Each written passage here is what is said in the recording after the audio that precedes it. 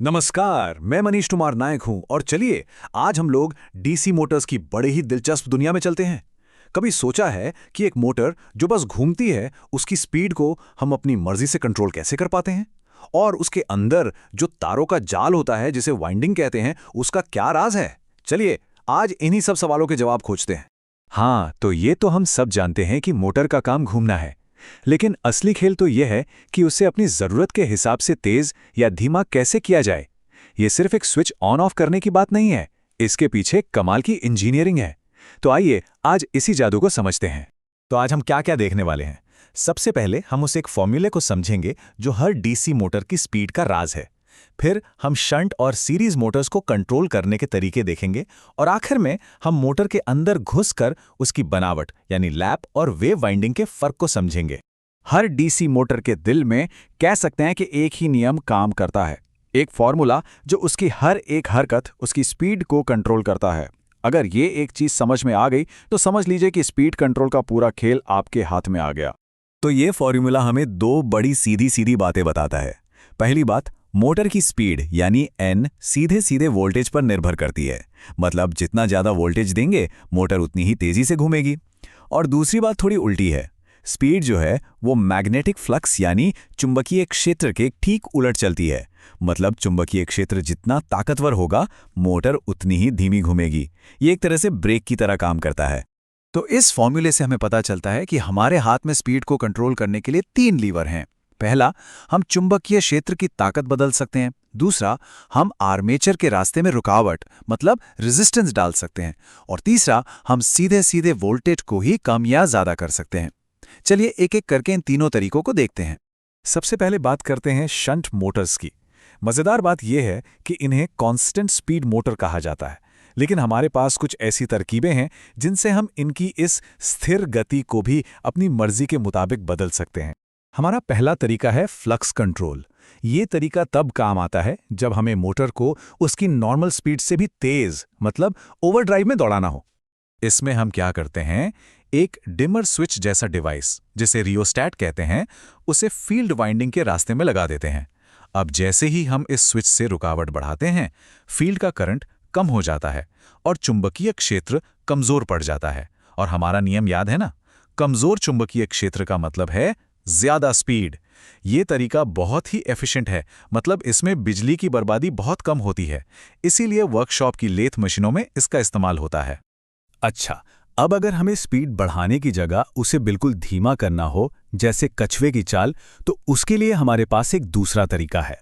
इस बार हम उस डिमर स्विच या रियोस्टैट को सीधे आर्मेचर के रास्ते में लगा देते हैं। ये एक स्पीड ब्रेकर की तरह काम करता है, जो आर्मेचर तक पहुंचने वाले वोल्टेज को गिरा देता है। नतीजा, मोटर धीमी हो जाती है। पर इसका एक बहुत बड़ा नुकसान है, ये जो स्पीड ब्रेकर है ना, ये बहुत ज्यादा गर्म हो जाता है। इसका मतलब है कि काफी सारी बिजली गर्मी बनकर बर्बाद हो रही है, इसीलिए इसे उतना अच्छा नहीं माना जाता। पर हाँ, प्रिंटिंग प्रेस जैसी जगहों पर यह काम आता है। लेकिन तब क्या करें जब हमें सिर्फ तेज या धीमा नहीं बल्कि एकदम मक्खन जैसा स्मूथ और सटीक कंट्रोल चाहिए? बस यहीं पर एंट्री होती है वॉर्ड लियोनार्ड सिस्टम की। ये सिस्टम थोड़ा कॉम्प्लेक्स है। इसे ऐसे समझिए कि हमारी मेन मोटर को पावर देने के लिए एक और मोटर और जनरेटर की जोड़ी काम कर रही है। ये जोड़ी हमारी मोटर के लिए एक कस्टमाइज्ड वेरिएबल पावर सप्लाई बनाती है। इससे हमें स्पीड पर इतना गजब का कंट्रोल मिलता है कि हम उसे 0 से मैक्सिमम तक आगे पीछे बहुत आसानी से घुमा सकते हैं। ये सिस्टम बहुत महंगा और बड़ा होता है, इसीलिए आपको स्टील मिलों और खदानों जैसी भारी भरकम जगहों पर ही मिलेगा। अब बारी आती है सीरीज मोटर्स की। इन्हें आप डीसी मोटर की दुनिया का हैवीवेट चैंपियन समझ सकते हैं। इनका शुरुआती टॉर्क मतलब किसी चीज को घुमाने की शुरुआती ताकत जबरदस्त होती है। चलिए देखते हैं कि इन ताकतवर मशीनों को कैसे कंट्रोल किया जाता है। तो सीरीज मोटर को कंट्रोल करने के ये 3 मेन तरीके हैं। पहला, फील्ड डाइवर्टर। ये करंट को एक शॉर्टकट, एक बाईपास देता है, जिससे फील्ड कमजोर होती है और स्पीड बढ़ जाती है। दूसरा, आर्मेचर डाइवर्टर। ये आर्मेचर से करंट को बाईपास करता है, जिससे स्पीड कम हो जाती है। और तीसरा, टैप्ड फील्ड। ये हमें वाइंडिंग में अलग अलग पॉइंट चुनकर अलग अलग स्पीड गियर की तरह देता है। और ये तरीके असल में काम कहाँ आते हैं? देखिए, इलेक्ट्रिक ट्रेनों को हाई स्पीड पर चलाने के लिए फील्ड डायवर्टर इस्तेमाल होता है। आर्मेचर डायवर्टर वहाँ सेफ्टी के लिए ज़रूरी है, जहाँ मोटर के अचानक बेकाबू होकर बहुत तेज़ घूमने का खतरा हो। और हमारे घरों में जो ड्रिल मशीन या मिक्सर ग्राइंडर में अलग-अलग स्पीड की सेटिंग होती है ना, वो टैप्ड फील्ड का ही कमाल है। अच्छा, अभी तक तो हम बाहर से मोटर को कंट्रोल कर रहे थे, पर अब समय है मोटर के थोड़ा अंदर झांकने का, क्योंकि जैसे किसी एथलीट का दमखम उसके शरीर की बनावट पर निर्भर करता है, वैसे ही मोटर की असली ताकत उसके वाइंडिंग के डिजाइन में छुपी होती है। आर्मेचर में तारों को लपेटने के दो बेसिक तरीके हैं, लैप वाइंडिंग और वेव वाइंडिंग।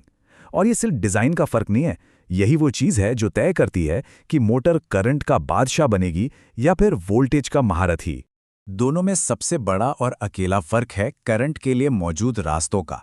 लैप वाइंडिंग में कई समानांतर रास्ते होते हैं, बिल्कुल एक चौड़े हाईवे की तरह।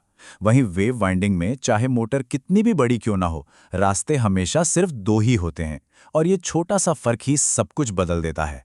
अब क्योंकि लैप वाइंडिंग एक चौड़े हाईवे की तरह है जिसमें ट्रैफिक के लिए बहुत सारी लेन्स हैं, तो ये बहुत ज़्यादा ट्रैफिक यानी बहुत ज़्यादा करंट को बड़े आराम से संभाल सकती है। इसीलिए ये हाई करंट और लो वोल्टेज वाली सिचुएशन के लिए परफेक्ट है। ज़रा सोचिए, जब वेल्डिंग होती है या जब हम अपनी कार स्टार्ट करते हैं तो एक ही झटके में बहुत भारी मात्रा में करंट चाहिए होता है। बस यही काम लैप वाइंडिंग करती है।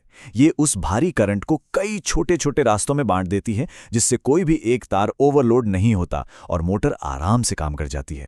और दूसरी तरफ है वेव वाइंडिंग, जो ठीक इसके उल्टे काम के लिए बनी है, यानी हाई वोल्टेज और लो करंट।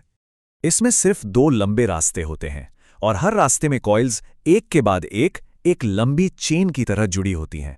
ये लंबी चेन इसे बहुत ज्यादा वोल्टेज के दबाव को झेलने की ताकत देती है। इसीलिए ताकतवर इलेक्ट्रिक ट्रेनों के ट्रैक्शन मोटर्स में और हाई वोल्टेज वाले जनरेटर में आपको यही डिजाइन मिलेगा।